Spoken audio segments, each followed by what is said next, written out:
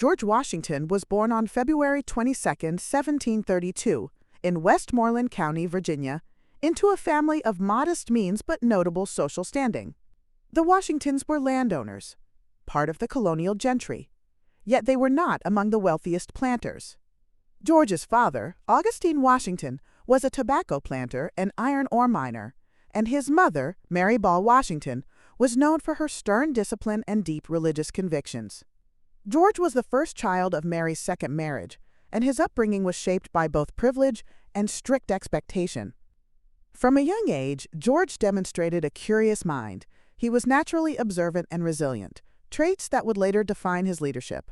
Formal schooling in colonial Virginia was limited, especially on the frontier.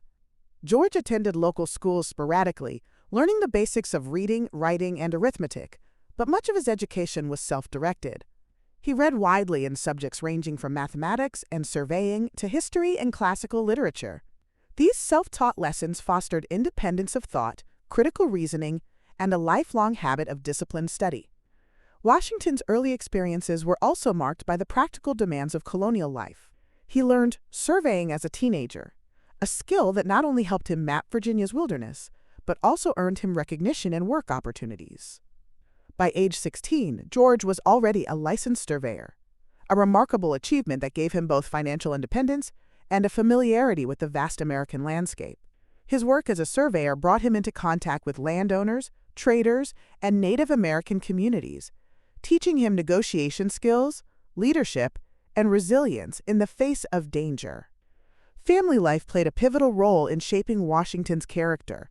His mother, Mary Ball, was a strict and sometimes intimidating figure, instilling in him a sense of duty, morality, and personal responsibility. The early death of his father, Augustine, when George was only 11, forced him to confront hardship and assume more responsibilities within his family. He became determined to prove himself through hard work, discipline, and achievement, a determination that would guide his later military and political career. As a young man, Washington's ambition extended beyond the boundaries of Virginia. He aspired to military service and adventure, dreaming of opportunities that could elevate his social standing and make a mark on history. The geopolitical tensions between the British colonies and France offered such an opportunity, and Washington would soon step onto a stage that would define not just his life, but the destiny of a continent. By the end of his adolescence, Washington had already cultivated the qualities of leadership, resilience, and strategic thinking. He was physically strong, intellectually curious, and morally disciplined. These traits, nurtured in the fields and forests of Virginia, laid the groundwork for the extraordinary path he would follow in the decades to come. The first chapter of Washington's life, therefore, is a story of formation and preparation, of a boy learning the ways of the world through family, education, and early work. It is a chapter marked by both limitation and potential, hardship and opportunity, and the early emergence of a man who would eventually carry the weight of a nation on his shoulders. He soldier emerges, Washington, and the French and Indian War. The forests of North America would become the proving ground where a young surveyor would transform into a leader, learning the bitter lessons of war, courage, and command. By the late 1740s, George Washington had firmly established himself as a competent surveyor and ambitious young man in Virginia. However, the expansive colonial frontier, teeming with both opportunity and danger, called for more than maps and land deeds. It demanded military skill and strategic thinking. The growing tension between British and French interests in North America provided precisely such an arena. The French and Indian War, part of the larger global conflict known as the 7 Years' War, would become Washington's first major test, revealing his potential as a military leader and shaping his reputation among both colonists and British authorities. Washington's entry into military life was not accidental. In 1753, at age 21, he was appointed as a major in the Virginia militia. His first assignment was diplomatic as much as it was military. He was sent to deliver a message to the French, demanding they vacate the Ohio Valley, a contested territory. Washington's journal from this expedition shows a mix of caution, determination, and strategic thinking. He observed terrain, enemy movements, and the attitudes of French commanders carefully. This journey not only tested his courage, but also taught him the importance of intelligence, reconnaissance, and diplomacy in military operations. Soon after, Washington found himself directly engaged in combat. In 1754, he led a small militia force in a skirmish at Fort Necessity, an encounter that marked the opening shots of the French and Indian War. The battle was a humbling experience for Washington. His forces were poorly equipped and inexperienced compared to the French troops and their Native American allies. Washington suffered defeat, and many of his men were killed or captured. Yet even in failure, Washington displayed remarkable resilience and leadership under pressure. He managed to negotiate a surrender that allowed his men to retreat, an early demonstration of his capacity to remain composed during crises. Despite this setback, Washington's reputation as a courageous and capable officer began to grow. Over the next several years, he participated in numerous campaigns alongside British forces, often taking on logistical challenges, defensive operations, and frontier skirmishes. These engagements exposed him to the harsh realities of colonial warfare: limited supplies, difficult terrain, and the need to coordinate with irregular troops and Native American allies. Unlike many British officers, Washington understood the colonial context, using local knowledge and adapting tactics to suit the unique conditions of North American battlefields. One of the most formative experiences of Washington's military career occurred during the Braddock Expedition of 1755, a British campaign aimed at capturing Fort Duquesne from the French.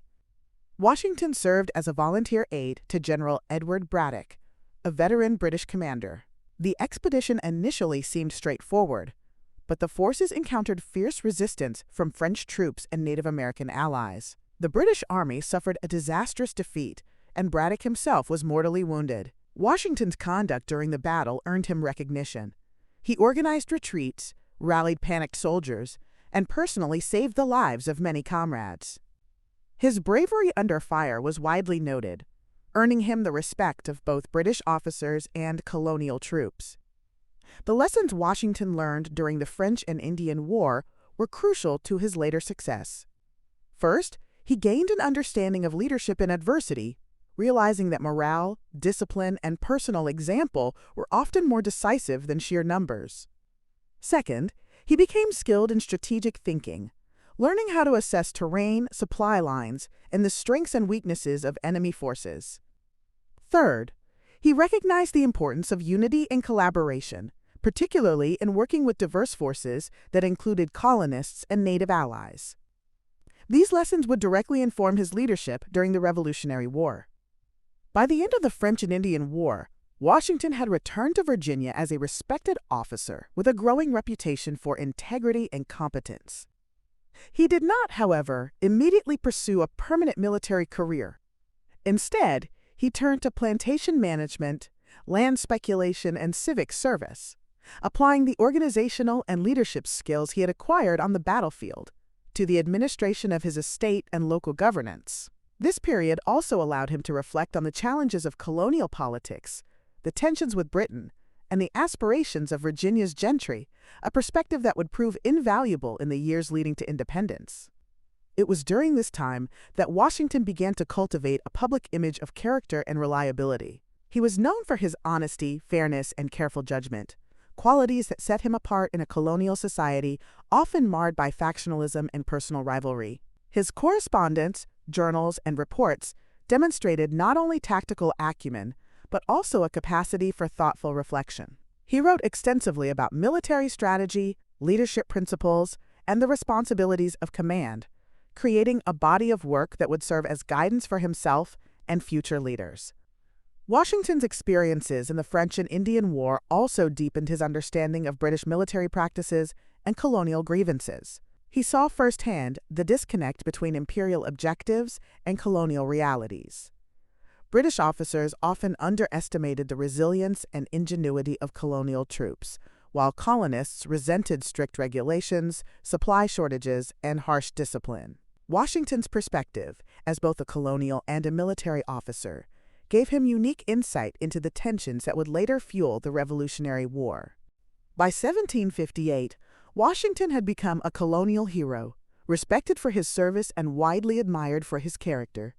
His leadership in the field, combined with his growing political acumen, positioned him as a natural figure for future responsibility. Yet, the path from respected officer to national leader would require patience, perseverance, and the ability to navigate an increasingly volatile political landscape. The lessons learned on the frontier, the hardships, the defeats, and the moments of triumph, shaped Washington into a man capable of carrying the weight of revolutionary America when the time came. In retrospect, the French and Indian War was more than just a military campaign for Washington. It was a crucible that forged his identity as a leader. It taught him to confront fear, adapt to uncertainty, and prioritize the welfare of those under his command. These experiences would become the foundation of his approach to the Revolutionary War, influencing his strategic decisions, his leadership style, and his unwavering commitment to the principles of duty and honor. By the time the war concluded, George Washington was no longer merely a young surveyor from Virginia. He was a seasoned military leader, a man of integrity, and a figure increasingly recognized for his capacity to inspire loyalty and respect.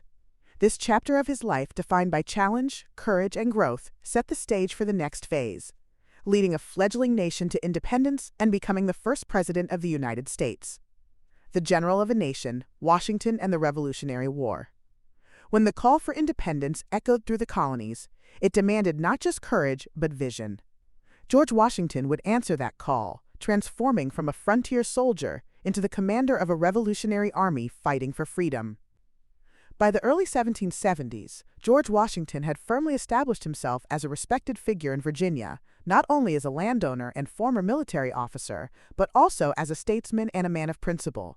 As colonial discontent with British rule grew, sparked by taxation without representation and restrictive laws like the Stamp Act and Townshend Acts, Washington began to see the possibility of a new nation emerging from the colonies. Unlike some of his contemporaries who were radical in rhetoric, Washington approached the prospect of revolution with caution, pragmatism, and measured deliberation, aware that any move toward independence carried immense risk. The First Continental Congress, in 1774, brought together representatives from the colonies to coordinate resistance against British policies. Though Washington did not attend this initial gathering, he was actively involved in Virginia's local committees and militia preparations. His experience from the French and Indian War had taught him that military leadership demanded foresight, organization, and the ability to adapt. When the Second Continental Congress convened in May 1775, delegates urgently needed a capable commander for the newly formed Continental Army. Washington's reputation as a disciplined, brave, and principled officer made him the unanimous choice. At age 43, he was appointed commander-in-chief, charged with uniting an army composed largely of untrained volunteers into a force capable of challenging Britain's professional military. Washington's initial challenge was immense. The Continental Army faced shortages of supplies, poorly trained soldiers, and decentralized command structures. Morale was often low, desertion rates high, and political support inconsistent. Washington approached these challenges with a combination of practicality and vision. He implemented rigorous training programs, introduced standardized drills, and insisted on discipline tempered by fairness. His presence on the battlefield inspired confidence, as soldiers trusted that he would endure the same hardships and dangers alongside them. Unlike many commanders of his era, Washington led by example, sharing the risks of exposure, disease, and hunger with his men. One of Washington's early and defining moments came during the Siege of Boston in 1775 to 1776. The British forces, well fortified in the city, appeared nearly invincible. Washington, demonstrating strategic ingenuity, orchestrated the placement of artillery captured from Fort Ticonderoga, positioning it on the heights surrounding Boston. The sight of these guns and Washington's calm yet resolute leadership forced the British to evacuate the city without a full-scale battle, marking one of the Continental Army's first major victories. This success not only boosted morale, but also reinforced Washington's reputation as a tactician capable of leveraging limited resources for maximum effect. The Revolutionary War, however, was far from a series of victories. The New York and New Jersey campaigns in 1776 tested Washington's resilience. The Revolutionary War, however, was far from a series of victories. The New York and New Jersey campaigns in 1776 tested Washington's resilience. Outnumbered and outgunned, his army suffered defeats at Long Island and White Plains. Yet, in the face of adversity, Washington displayed extraordinary strategic patience and ingenuity. He conducted a daring crossing of the Delaware River on Christmas night, 1776, leading to a surprise attack on Hessian forces in Trenton, New Jersey. This victory, small in scale but immense in symbolic significance, reinvigorated the Continental Army and the Revolutionary cause. It demonstrated that Washington could maintain hope, discipline, and initiative even when circumstances appeared dire. Throughout the war, Washington grappled with the complexities of alliance and diplomacy. He understood that colonial forces alone could not defeat Britain and thus worked closely with French allies, particularly after the 1778 alliance formalized by the Treaty of Amity and Commerce. Coordinating joint operations with French naval and land forces demanded not only military acumen but also political skill.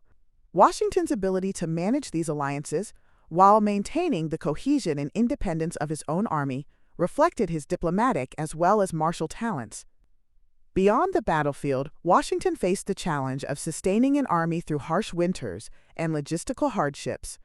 The winter at Valley Forge in 1777 to 1778 became legendary, not for combat victories but for endurance, training, and resilience. Soldiers faced starvation, disease, and bitter cold, yet under Washington's leadership, they emerged more disciplined and unified. He personally toured the camp, addressing grievances, boosting morale, and ensuring that training programs were implemented effectively. This period cemented Washington's role not just as a military commander, but as a moral and unifying figure, capable of inspiring loyalty even under extreme hardship. Washington's leadership style combined prudence with boldness. He avoided unnecessary risks that could decimate his army while seizing opportunities for strategic advantage. He maintained strict accountability among his officers, insisting on integrity and responsibility, and he consistently prioritized the welfare of his troops. These qualities earned him the unwavering respect of soldiers and civilians alike, even when political leaders in Congress criticized his decisions or when resources were scarce. By the final years of the war, Washington's patience and persistence bore fruit. The decisive Yorktown Campaign of 1781, conducted in coordination with French forces, led to the surrender of British General Cornwallis, effectively ending major combat operations. Washington's ability to coordinate complex maneuvers, maintain morale, and leverage international alliances had brought the colonies to the threshold of independence. His leadership was instrumental not only in battlefield success, but also in sustaining the revolutionary spirit among troops and civilians throughout years of hardship. Washington's approach during the Revolutionary War reflected a deep understanding of both human nature and strategy. He balanced strict discipline with empathy, bold action with careful calculation, and personal courage with strategic patience. He emerged from the war not only as a military hero, but as a symbol of the principles for which the revolution had been fought: liberty, perseverance, and the pursuit of a unified national identity. When the war concluded, Washington faced a critical decision. Unlike many generals who might have sought power or kingship, he resigned his commission in 1783, returning to private life at Mount Vernon. This act of humility and dedication to Republican ideals set a precedent for civilian control of the military and reinforced his reputation as a leader who placed principle above personal ambition. His voluntary relinquishment of power would become one of the defining moments of his legacy and a testament to his character. In sum, Washington's role in the Revolutionary War was more than that of a military commander. He was a builder of institutions, a unifier of diverse forces, and a moral exemplar. The lessons of leadership, resilience, diplomacy, and strategic thinking he learned during this period would later serve him as he assumed the monumental responsibility of becoming the first president of the United States. The war transformed him from a respected officer into a national icon, and the experience of guiding a fledgling nation through its most perilous struggle prepared him for the unprecedented challenges of leading a republic into its uncertain future. The first president, Washington shapes a nation.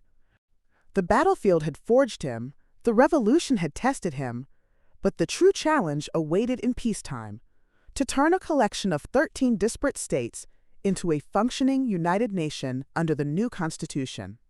Pentroot.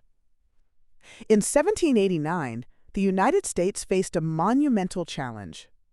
The Revolutionary War had secured independence, but victory on the battlefield did not guarantee the stability of the fledgling nation.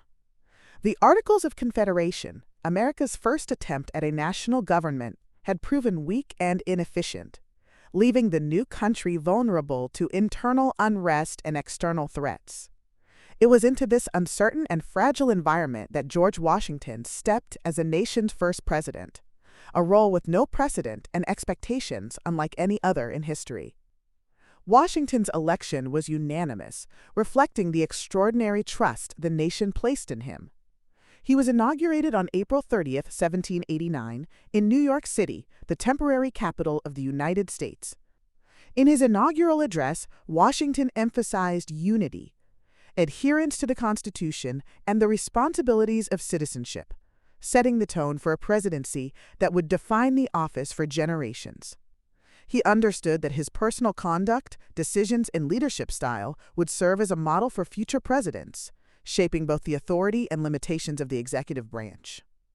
One of Washington's first priorities was to establish a functional federal government. The Constitution granted the president executive authority, but left many operational details to be defined. Washington appointed a cabinet of capable and experienced leaders, including Alexander Hamilton as Secretary of the Treasury and Thomas Jefferson as Secretary of State, despite their differing political philosophies. This decision demonstrated Washington's pragmatism and commitment to competence over partisanship, a principle that would help stabilize the government during its formative years. The cabinet system he implemented became a cornerstone of American governance, allowing diverse perspectives to inform executive decisions while maintaining unity and purpose. Economically, the United States faced daunting challenges. The new nation carried a substantial war debt, both domestic and foreign, threatening its stability. Washington relied on Hamilton's innovative financial strategies, which included the federal assumption of state debts, the creation of a national bank, and policies to encourage economic growth and trade. These measures were controversial, sparking intense debate between Federalists and Democratic Republicans, yet Washington navigated the conflicts with careful diplomacy, refusing to let personal bias dominate national policy. His steady hand helped establish financial credibility and trust in the new government, both domestically and abroad. Foreign policy was another critical arena. European powers, particularly Britain and France, continued to influence American affairs, and the young nation risked entanglement in international conflicts. Washington's response was the proclamation of neutrality in 1793, asserting that the United States would remain impartial in European wars. This policy, guided by caution and foresight, allowed the country to consolidate its strength without overextending its limited resources. Washington's decision set a precedent for American foreign policy, emphasizing the value of strategic neutrality and long-term national interest. Domestically, Washington faced political unrest and the challenge of enforcing federal authority. The Whiskey Rebellion of 1794 tested his commitment to law and order. Western Pennsylvania farmers had resisted a federal tax on distilled spirits, leading to violent protests. Washington responded decisively, personally leading a militia force to quell the rebellion, demonstrating the government's ability and willingness to enforce its laws while avoiding unnecessary bloodshed. This action reinforced the principle that the rule of law must be respected, establishing federal authority in a manner that balanced firmness with restraint. Washington's presidency also reflected a deep understanding of public perception and civic responsibility. He avoided the trappings of monarchy, rejecting titles and ceremonial excess, while cultivating a public image of humility, integrity, and accessibility. His careful attention to precedent helped shape the norms of the executive office, ensuring that future presidents would operate within a framework of accountability, service, and ethical conduct. By voluntarily stepping down after 2 terms in 1797, Washington reinforced the principle of peaceful transition of power, establishing a standard that endured for over a century.